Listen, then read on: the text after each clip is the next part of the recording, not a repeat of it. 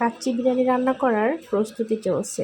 তো এখানে আমি 1.5 কেজি পরিমাণের গরুর মাংস নিয়েছিলাম।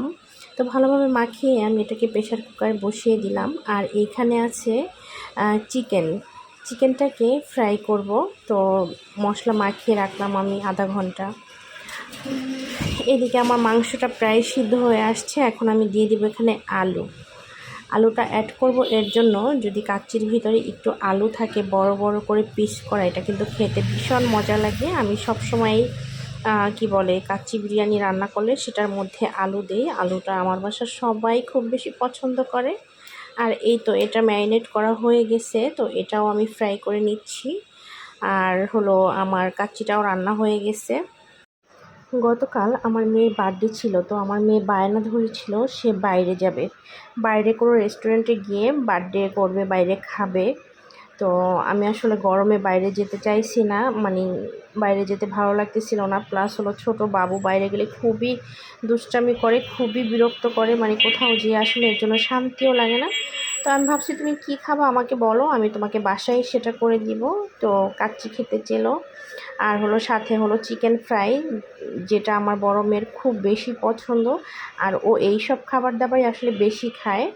যাই হোক, তো এদিকে আমার রান্নাও প্রায় শেষ হয়ে গেল। এখানে আমি চিকেন ফ্রাই করে নিয়েছিলাম।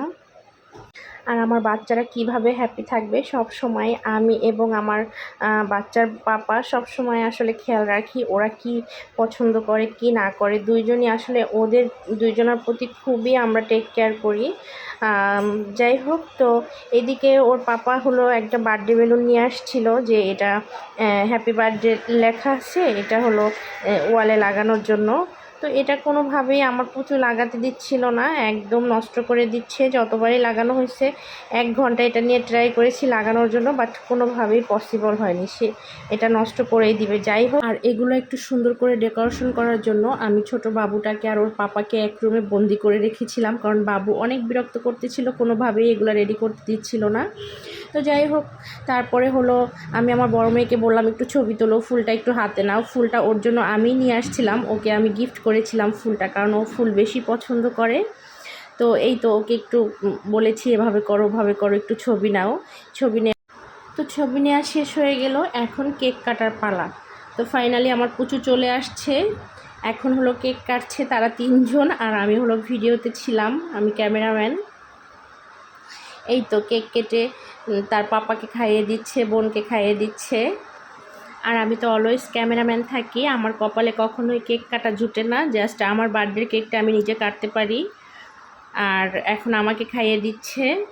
যাই হোক, এই তো সবাই আমার মেয়ের জন্য দোয়া করবেন, যাতে মানুষের মতো মানুষ হতে পারে। আর কেক কাটার শেষে আমার মেয়ে একটু ভিডিও বানাচ্ছিল, আর আমি সেটাও শেয়ার করে দিলাম। আর সবাই ভালো থাকবেন, আমার মেয়ের জন্য সবাই দোয়া করবেন। ধন্যবাদ সবাইকে।